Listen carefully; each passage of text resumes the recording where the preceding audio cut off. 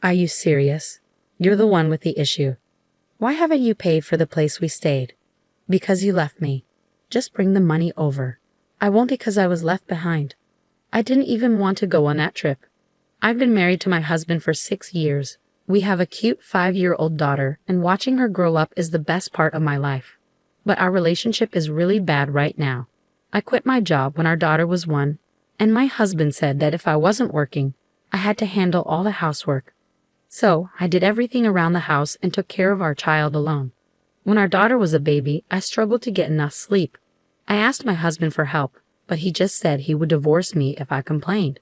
He even showed me the divorce papers and put them in a drawer in front of me. Whenever something went wrong, he would take out the divorce papers and talk about leaving, looking disgusted. My mother-in-law, who raised him, is just like him. She's always popping in unannounced, opening the fridge without asking, and eating my son's yogurt.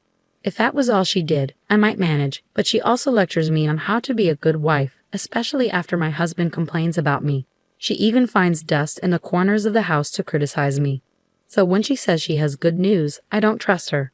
She came over recently and said, "What's wrong with you? You should be happier about my good news. You're really not nice. My son is right." "What's the news?" "We're going on a trip." "Really? Where to?" "It's your job, since you're not working, to figure that out." "What do you mean?" "Seriously, you're not very bright, are you?" "It's unfortunate. I have a surprise for my son, who works so hard." "A surprise?"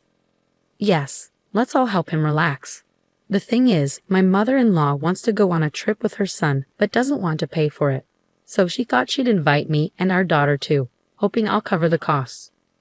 "Who would want to go on such a trip?" "I definitely don't, and we can't afford it anyway. Let's make it an amazing trip." I never agreed to go. I need some time to think. I ended the conversation with my mother-in-law, feeling unsure about what to do. When my husband came home that night, he was clearly upset. I could tell why. My mother-in-law must have told him what happened. "I heard you went against my mother today." "I was just being honest." "What? Are you saying we can't take her on vacation?" "Exactly. We don't have the money for it." My mother-in-law said it was a surprise and had already told my husband about the trip. "What's the surprise in this?" "If we're having money problems, it's your fault." "How can I manage what we don't have?" "Are you saying I don't make enough money?" "Well, it's not much." "Are you kidding me? Anyway, I'm definitely going on this trip. You have to plan everything. If you can't, we're getting a divorce." I might as well get a divorce now, but I'm worried about what my daughter will think. That's my only concern. In the end, I had to find a hotel, even though I wasn't sure about the trip. After talking to my husband, my mother-in-law started making very specific demands. She wanted a room with an open-air bathtub and the best meals, among other things. I wondered how much it would cost to meet her demands, but I knew if I didn't, she'd make sarcastic comments. So I decided to go ahead and meet her requests, even if it was shameless. I managed to get everything she wanted.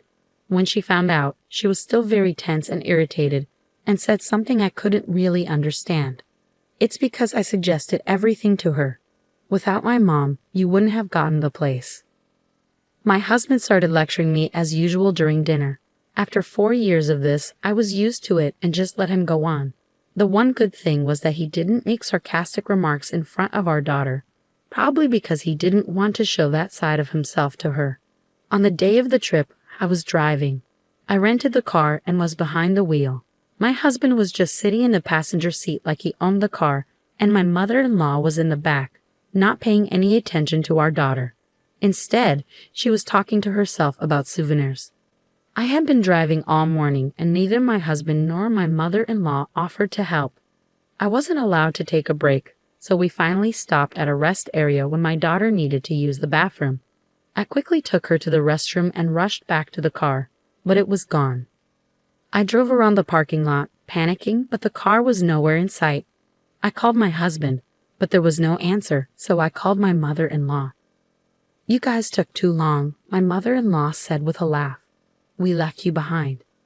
I tried to explain that I had only been gone for a few minutes, but my husband interrupted. "This is your fault for not listening to me. You don't deserve to go on this trip." "Was that your plan from the start?" "If it was, then what about our daughter, Nana? She's just like you. She's been acting up lately and even talked back to Mom. She needs to be punished too. But she was looking forward to this trip. I'll reconsider when you both apologize. If you understand, you can go home now. My husband hung up the phone. So what do we do now? It's a long way home. Mom, are you okay? Did Dad and Grandma leave us? I guess so. They're so mean, aren't they? Yeah, they are. Are we going home? Yeah, but I know you were looking forward to this trip. But I only wanted to go because I was with you, Mom. If we're going home, I want to go home too. Then let's have an adventure together. An adventure? My daughter's happy smile lifted my spirits. I called my friend Lisa, who lives nearby, and explained what happened. She quickly came to pick us up and take us home. Hey, what are you going to do? My friend waited until my daughter was asleep before she started talking. I think I'm going to get a divorce. That's good. You've put up with a lot. Yeah, and I don't want to stay married to someone who treats our daughter badly. I signed the divorce papers and asked Lisa to be a witness. My mother-in-law was already listed as another witness, so I could file the papers right away. 3 days after we got home, my phone rang right after I dropped my daughter off at kindergarten. You've got to be kidding me. You're the one with the problem. Why haven't you paid for the accommodation? Because you're the one who left me. You should have paid in advance. Oh, really? And why does the hotel cost $6,000? That's because we had to meet all of your mother's demands. Come over here with the money as soon as possible. I'm not going to. I'm the one who was left behind, and I didn't even want to go on that trip. You and your mother enjoyed yourselves, so why don't you split the cost? That's $3,000 each. At that moment, I heard a woman's voice on the other end of the line. It's time for you to pay. If you don't, I'll call the police. No problem, my wife will pay. She's on her way here right now. Where is your wife now? At home. I checked your address, and it seems like you're far from there.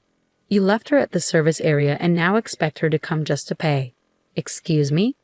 Your wife and I have been friends since high school. I was the one who picked up your wife and daughter from the service area. I asked my old friend for help with this trip. She offered me a free stay at the hotel she owns. In high school, she was struggling with her future. Her family owned a well-known hotel, but she had other dreams.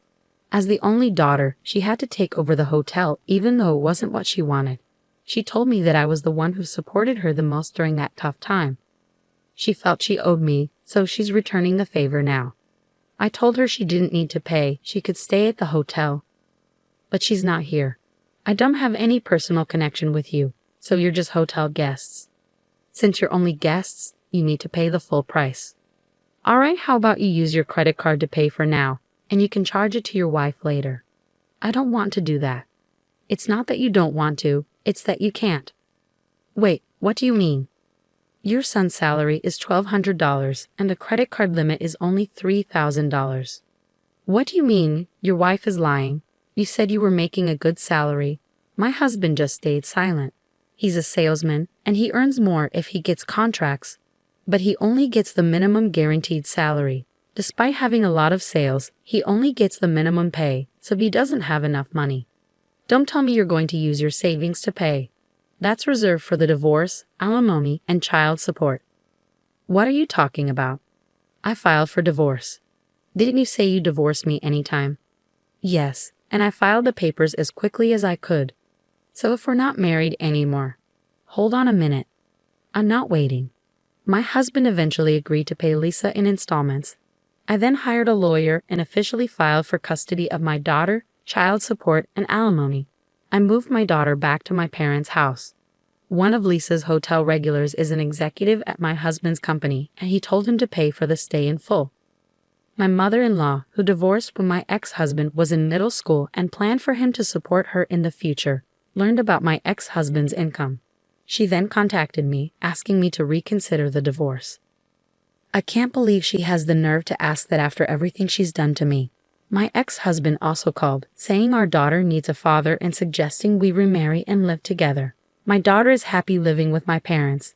I don't understand why he's saying this now since he never took care of her before. My ex-husband went back to his mother's house right after the divorce. He had poor performance at work and wasn't good at planning, so he made a last-minute vacation booking for that trip. His inability to pay for the hotel became known through a company executive, and now he feels very embarrassed at work. Next weekend, I'm taking my daughter to the house hotel. I started a new job to build a better future for us. It's been a long time since I worked, but it's so much more fulfilling than my marriage ever was. The idea that children need both parents together didn't apply to us. I believe it's more important for children to have happy parents. I've learned a lot from this divorce. The only thing that hasn't changed is my commitment to putting my daughter first. With her, I can always do my best. People like my ex-husband seem to have a lot of confidence. I wonder where they get it from. Overall, I think the divorce was the right choice. I'm grateful for my wonderful daughter and supportive friends. I hope you find peace and happiness with your daughter from now on. Thank you for watching. If you enjoyed this, please subscribe to the channel. See you in